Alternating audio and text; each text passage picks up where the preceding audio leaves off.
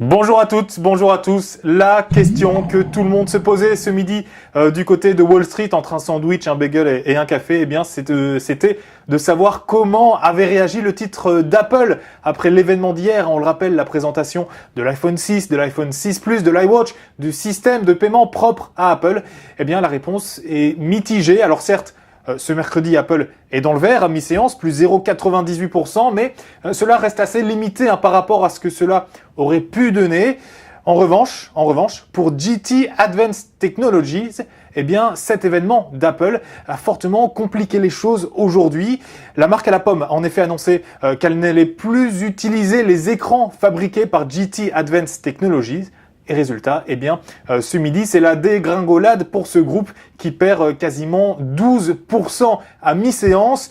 Et puis, toujours concernant les nouvelles technologies, le New York Times a annoncé ce mercredi matin que Microsoft pourrait bien acheter contre 2 milliards de dollars Mojang AB.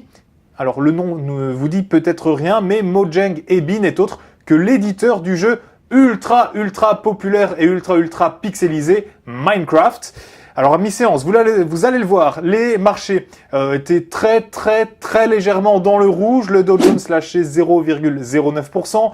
Le S&P 500 tombé sous les 2000 points hier, eh bien perdait 0,07%. Quant au Nasdaq, il était lui en territoire positif, plus 0,1%. Une mi-journée donc plutôt calme, plutôt statique, sans direction, et ce, malgré une statistique publiée ce matin, les demandes de prêts immobiliers qui reculent assez largement, moins 7,2%.